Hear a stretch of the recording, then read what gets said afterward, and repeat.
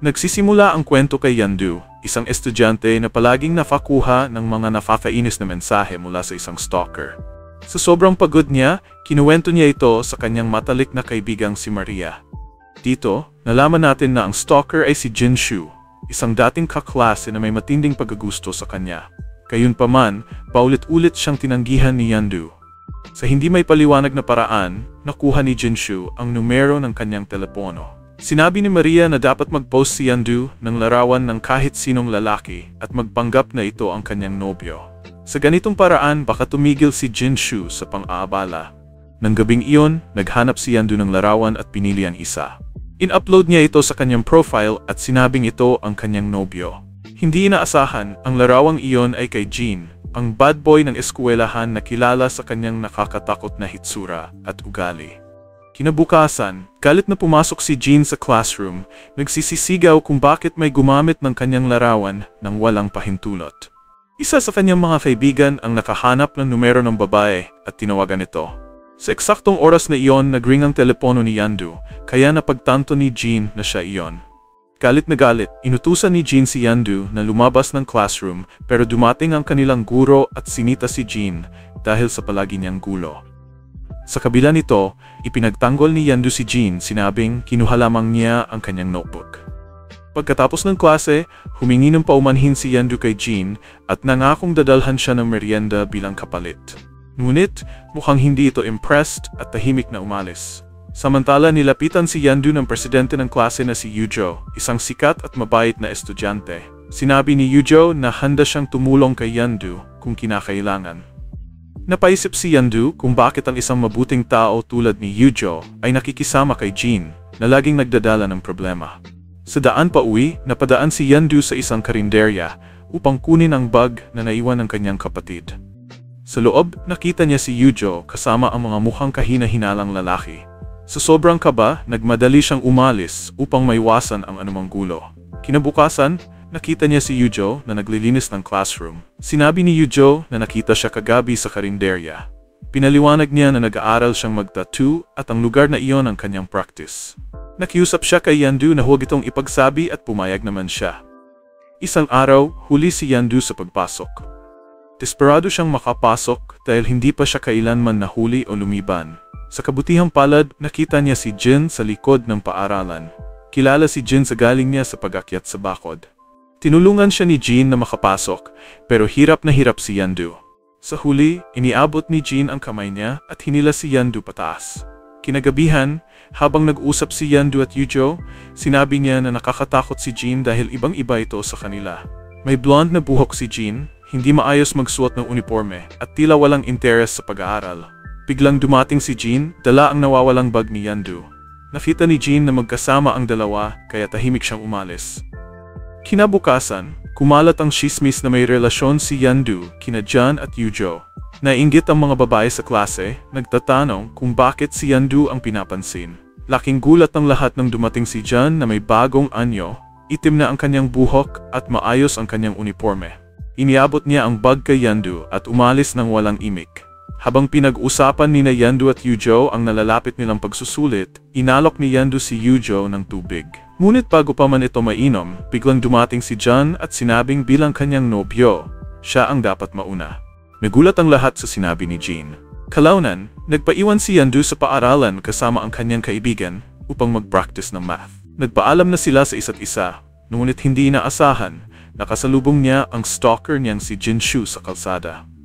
Kinausap siya nito na parang magkaibigan sila at muling nagtanong kung maaari siyang yayain sa isang date. Nang tangkay niyang umalis, hinawakan siya ni Jinshu at tumangging pakawalan. Sa kabutihang palad, narinig siya ng kaibigang si Maria na mabilis na pumunta upang iligtas siya. Sinabi ni Maria kay Jinshu na isusumbong siya sa kanyang ama na isang opisyal ng pulisya kung hindi siya titigil. Natakot si Jinshu at nakiusap na huwag siyang isumbong, nangakong hindi na siya guguluhin at humingi ng tawad bago umalis. Kinabukasan, sa klase ng pisikal na edukasyon, hinati ng guro ang mga estudyante sa dalawang grupo para sa isang laro. Nang turn na ni Seol, ibinato niya ang bola ng malakas diretso sa mukha ng bida, dahilan upang ito'y matumba. Lumabas na si Seol ay nainggit dahil sa lahat ng atensyong natatanggap ng bida mula kay Yujo at Yan. Idinagdag pa nito ang isang sarkastikong komento tungkol sa itsura ng bida na nagdulot sa kanya ng insecurity tungkol sa kanyang katawan. Sa break time, pinagsabihan siya ni Maria na huwag nang laktawan ng tanghalian, ngunit determinado siyang huwag kumain. Narinig ni Yan ang usapan nila at inutusan si Yandu na kumuha ng tinapay sa cafeteria. Napilitan siyang kumain ng kaunti sa utos ni Yan, ngunit dahil sa kanyang mababang calorie intake, nahilo siya at nawala ng malay. Nagising siya sa klinik ng paaralan at nakita si Yujo na nakaupo sa tabi niya. Nagpasalamat siya sa tulong nito. Hindi alam na si Yan pala ang nagdala sa kanya sa klinik. Habang nag-uusap sila, ipinakita ni Yujo ang kanyang mga bagong disenyo ng tattoo. Napansin niya ang isang maganda at detalyadong bulaklak. Ipinaliwanag ni Yujo na ito'y para kay Sol. Sinabi niya na si Sol ay walang kaibigan noong high school maliban kay Elian, at natatakot itong mawala ng kaibigan dahil sa bida. Napaisip ang bida at nakaramdam ng simpatya para kay Sol. Samantala si Jinshu ay nakipagtipon sa grupo ng mga kaklase upang mangalap ng impormasyon tungkol sa bida. Napagod na si Son sa obsession ni Jinshu at sinabihan siyang tigilan na ang pang-abala. Gayunpaman, pinaalala ni Jinshu ang utang na loob ni Sion sa ama nito, kaya't napilitan si Sion na tumulong. Sa kabilang dako, nilapitan ni Yan ang bida at tinanong kung gusto niya mag-lunch kasama siya. Pumayag siya, ngunit habang naghihintay, napansin niya ang isang grupo ng mga lalaki mula sa ibang paaralan na nakatambay malapit sa gate. Narinig niyang pinag-uusapan siya ng mga ito, kaya natakot siya. Sa kabutihang palad, dumating si Yujo at inihatid siya palabas ng paaralan. Nakikita ito ni Seon, ngunit hindi siya kumilos. Samantala, naghihintay pa rin si Yan at nakaramdam ng pagtatampo nang hindi siya dumating. Inafala niyang niloloko lang siya ng bida. Sa pag-uwi, muling nagpakita si Jinshu. Tinanong ng bida kung paano nalaman ni Jinshu ang address niya. Sinabi nito na binigay ng isang kaibigan. Hinawakan siya ni Jinshu upang pigilan siyang umalis at muling nagtanong tungkol sa isang date. Sa tensyonadong sitwasyon, biglang dumating si Yan at sinuntok si Jinshu, dahilan upang bumagsak ito. Ngunit biglang sumulpot si Son at sinaktan si Yan mula sa likod. Galit na galit, sinuntok ni Sean si Jinshu, sinabihang huwag siyang utusan at iniwan ito. Dahil sa kahiyan, tumakbo si Jinshu palayo. Kinabukasan, pinisita ng bida si Yan upang kamustahin ito. Tinulungan niya si Yan sa gawaing bahay at ipinagluto pa ito ng hapunan. Nang pauwi na siya, tumawag si Yan at sinabing huwag niyang ibaba ang tawag hanggang makauwi siya ng ligtas. Napangiti ang bida sa sweet na gesture na iyon. Kinagabihan, nagpaiwan muli siya sa paaralan upang mag-aral. Nang pumunta siya sa locker niya, natagpuan niyang may iniwang payong si Yujo para sa kanya. Napangiti siya at pakiramdam niya espesyal siya. Ngunit agad din itong nasira nang dumating si Sol, kinuha ang payong at sinabi sa kanya na hindi siya kailanman magiging bahagi ng grupo nila. Galit na galit si Sol at binalaan siyang lumayo kay Yujo. Sa pagtatapos ng araw, nakasalubong niya si Yan na agad napansin na malungkot siya. Tinanong ni Yan kung ano ang nangyari. Sinabi niya na nakalimutan niya ang kanyang payong. Sa kanyang sorpresa, inilabas ni Yan ang isang berdeng payong. Paborito niya ito. Ipinaliwanag ni Yan na binili niya iyon ng espesyal para sa kanya. Naglakad sila ng magkasama sa ilalim ng ulan habang pinag-usapan ang kanilang buhay at mga pag-aaral. Samantala, pauwi na si Yujo at nakita niya ang isang tao na may hawak ng payong na iniwan niya para sa bida. Tinawagan niya ito at natuklasan niyang si Sheol pala iyon. Galit na hinarap ni Yujo si Sheol tungkol sa pagbigay niya ng address ng bida kay Jinshu. Tinanong din niya kung saan nakuha ang payong. Ngunit hindi sinagot ni Sheol ang mga tanong niya. Sa halip, inamin niyang galit siya sa bida dahil sa pag-aakalang naagaw nito ang kanyang mga kaibigan.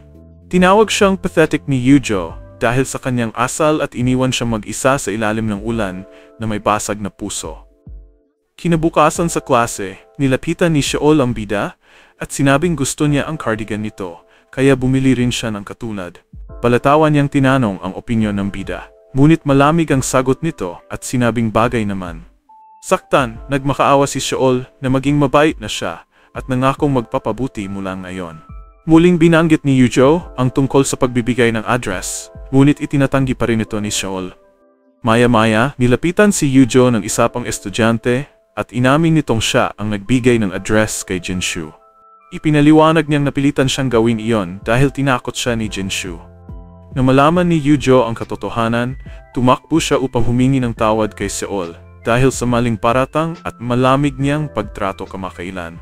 Labis itong ikinatuwa ni Seol, kaya inaya niya si Yujo na manood ng sine sa darating na weekend. Ngunit tumanggi si Yujo, sinabing may plano na siya kasama ang iba.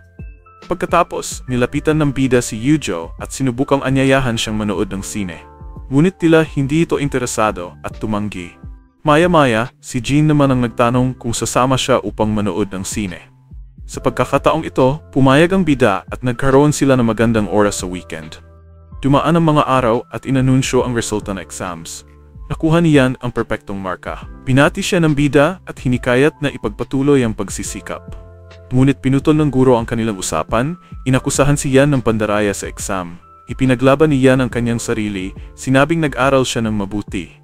Ngunit nanatiling duda ang guro, na lubos niyang ikinagalit kaya umalis siya. Makalipas ang klase, kinausap siya ng bida at sinabing huwag masyadong mag-alala sa opinyon ng iba. Pinayuhan siyang mag-focus sa mga taong tunay na nagmamalasakit sa kanya. Nakaramdam si Yan ng kaunting ginhawa mula sa payo niya.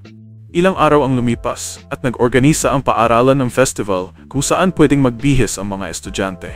Magkasama silang tatlo, ang bida, si Yan at si Yujo, na naglibot sa mga booth at laro. Napansin ng bida ang isang booth ng tarot reading at naakit siyang subukan ito. Bagaman hindi naniniwala ang mga lalaki sa mga ganito, sinamahan nila siya. Habang binabasa ng tarot reader ang kanyang kapalaran, nagbanggit ito tungkol sa pag-ibig. Sinabi niyang may dalawang tao na may damdamin para sa kanya. Ngunit parehong nahirapan ipakita ito. Nang buksan ang huling card, naging malinaw na ang dalawang taong iyon ay sina Yan at Yujo. Nagkatinginan ang dalawa, halatang nagulat. Makaraan ang ilang oras, kinausap ng grupo ng mga babae si Seol at sinabing nagawa nila ang prank na ipinasok ang bida sa isang silid sa 3rd floor at ikinandado ito. Sa halip na matuwa, nasuklom si Seol sa ginawa nila. Tumakbo siya upang alertuhin sina Yan at Yujo. Agad silang nagsimulang maghanap sa kanya. Natagpuan siya ni John at sa kanyang luha, tinanong niya kung bakit siya nagtagal. Pinakalma siya ni John na natili sa tabi niya at sinamantala ang pagkakataon upang aminin ang kanyang nararamdaman. Sa labas, narinig ni Yujo ang kanilang pag-uusap. Bagaman nasaktan siya, nagdesisyon siyang huwag makialam. Lumapit si Seol at tinanong kung natagpuan niya ang bida, ngunit hindi siya sumagot. Tahimik niyang inakay si Seol palayo. Habang magkasama, inamin ni John na matagal na siyang may nararamdaman para sa bida. Iniling niya ang tulong nito upang maunawaan ang kanyang damdamin. Sa isang matamis na ngiti, ipinahiwatig ng bida na nararamdaman din niya ang parehong bagay. Ilang buwan ang lumipas, at nakita silang magkasamang masaya, si John at ang bida bilang magkasintahan. Samantala, si Yujo at Seol ay tila nagiging magkaibigan o higit pa. Natapos ang kwento nang ipakita na ang bawat isa ay nakahanap ng tamang tao, maging sa anyo ng pagmamahalan o pagkakaibigan. Maraming salamat sa panonood. Kung bago ka dito, huwag kalimutang mag-subscribe at i-click ang notification bell. Mayroon pa kaming ibang videos na check na magugustuhan mo. Hanggang sa muli.